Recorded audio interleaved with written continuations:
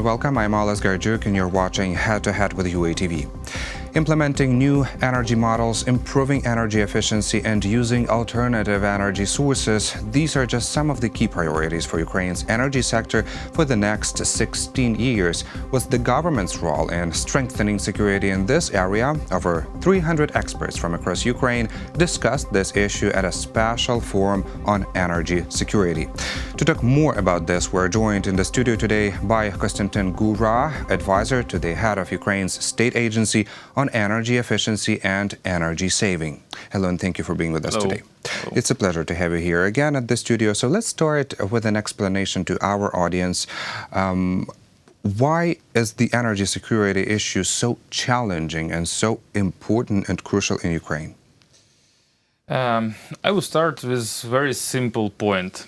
In the end of 2014, Ukrainian people, Ukrainian government understood very well that an issue of energy security, it's a matter of national security. Yes. Not to be subordinate to any other country. Yes. That's why we need to improve our energy efficiency and develop renewable energy.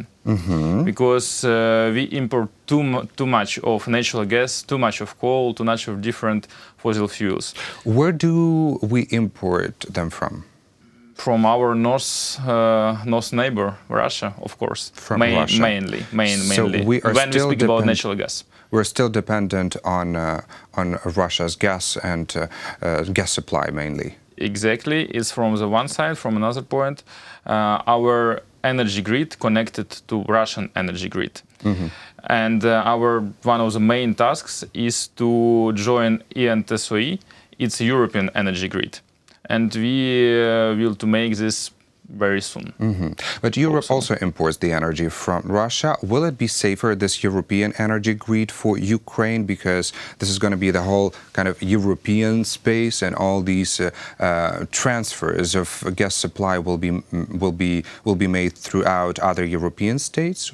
Can this be safer for Ukraine? Gas, it's only one story. It's only one part of the story. A different part of the story is electricity. Because our industry, our people, they consume electricity a lot. And how we produce electricity is very important. And how we balance our energy grid, or we balance it with Russian energy grid, or we balance it with European energy grid. And of course, it will be much more sustainable if we will balance it with European energy grid, definitely. Whom do we balance it with right now? Right now, it's Russian. Still with Russia. It's still with Russia. But answering on the first question, I would say that how we can improve our energy independence. We need to develop renewables. This we need is to the main point. Develop its first main point. And second, we need to reduce energy consumption. We need to save more and more energy. And for this, we have two national plans, National Energy Efficiency Action Plan and National Renewable Energy Action Plan. National Energy Efficiency Action Plan envisages that we need to reduce energy consumption by 9% and by 2020, and we already meet the target of this plan. And action plan about renewables, it says that we need to have 11% of renewables in energy mix, in energy balance by 2020. And you start with National Energy Strategy.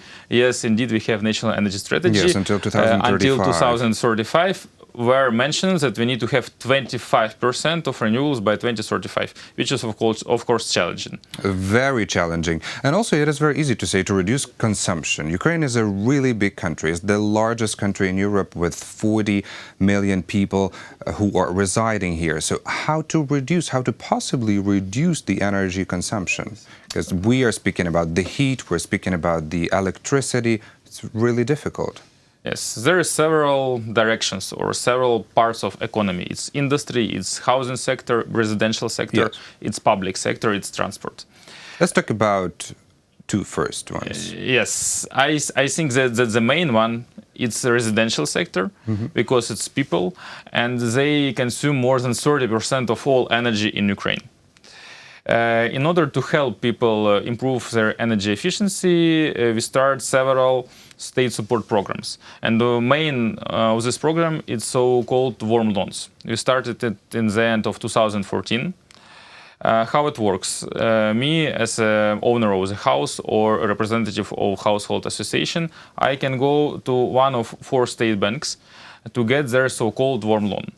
This warm loan I can use only to implement energy efficient measures like insulate my house, install metering system, install different things which help me to reduce energy consumption. And then government, via State Agency on Energy Efficiency and Energy Saving of Ukraine, we compensate from 20 to 70% of the principal part of the loan, which is very helpful.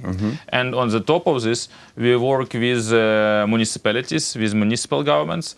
We have at the moment 142 partners, and they approve their regional programs, which additionally compensate or part of principal part of the loan or interest rates.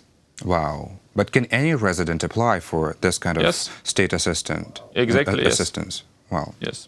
So, well, I do have an interesting quote from Ms. Jeanette Tyson, Acting Assistance Coordinator at the U.S. Embassy in Ukraine, who was also among the attendees of this forum on energy security.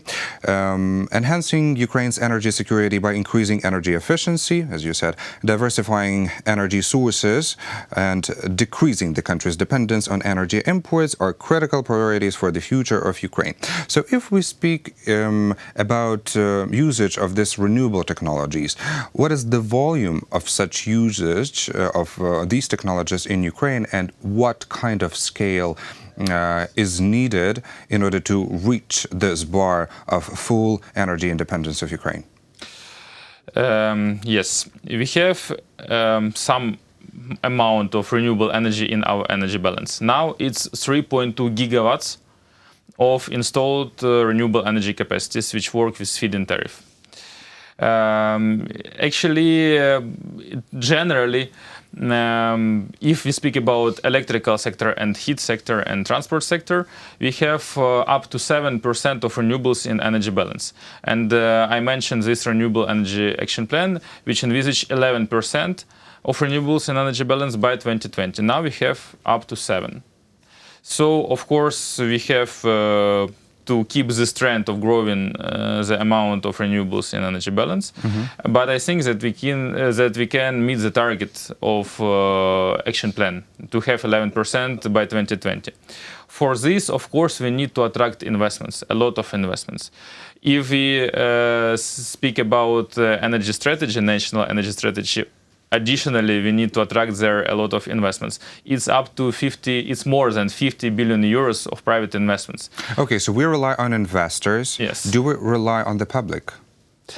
On ordinary people who would love to install some solar panels on their rooftops of their houses and other alternative sources? Yes, if we speak about renewables, I would say that within 4 last years, it was invested by big business, 2.5 billion euros, which is high amount. And around 200 million euros was invested by private people, by private households. Because there is a possibility to them to install solar panels on the roofs of their houses or facades of their houses, and to sell this electricity to the grid. Yes. They can sell the surplus between how much energy they consume and how much energy they produce. So this difference they can sell with high feed-in tariff, which fixed to euro, to energy grid. Green tariff in Ukraine. Yes, it's called green tariff. So-called green tariff. And this is actually bankable projects, even for small houses, for small households. And we have very good dynamic that these private owners of private houses, they install these solar panels. And now we have around 7,500 of such households. But in Ukraine, there is 6.5 million of private houses. So you see that the volume of the market is very big. Yes, and indeed, this green tariff initiative is very good and sounds really helpful in terms of reducing our dependence on foreign suppliers, the main supplier in Russia, by increasing the use of renewables. And as far as I understand, we need to promote this initiative. But among other pluses of this tariff, yes, we had it one of the highest in Europe. We had it tied to the euro currency exchange rate. So basically, that would level out any possible inflation risks until 2030, right? But recently, there was this legislation adopted which basically nullifies or cancels this green tariff for the public who cannot produce the electricity volume up to 30 kilowatts, right?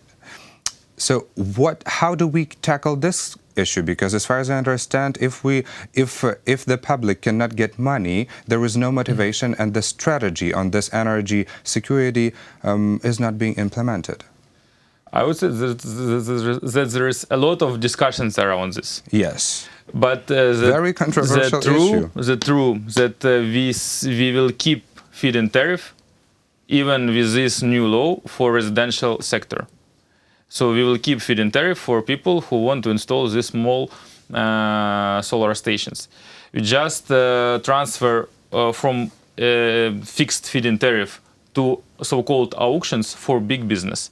For projects, if we speak about solar projects, for auctions should apply projects which have more than 1 megawatt of installed capacity. It's big projects. It's as minimum it's 2 hectares of the land where you install solar panels. So it's not about households. For households, we'll keep this possibility to install small solar stations. You mean to install for their private consumption, or to install so they can have the possibility to sell out the electricity? They can install, they can sell out. But will this tariff be operating then? Because yes. As far as I understand, this legislation that basically would force people to give away the energy that was produced for free. No. There is still some percentage. So what is the percentage? What is the procedure? So I would say that all possibilities that people had before, they remains with this new law. But in the previous legislation, there was a clause that maximal capacity of my power station is 30 kilowatts. Now it's 50. So it's even better for people. And they can have feed-in tariff as it was before. And they can sell energy to energy grid with feed-in tariff as it was before. And this feed-in tariff fixed to euro as it was before. So well, this is very interesting. Let's see what results this new system is going to bring. So far, I thank you for your answers and for clearing out this issue for us. Unfortunately, we ran out of time, but I hope to continue this discussion maybe sometime later. Thank you. Thank you. That was Kostyantyn Gura, advisor to the head of Ukraine's state agency on energy efficiency and energy saving. Thank you for watching Head to Head, and stay tuned for more with UATV.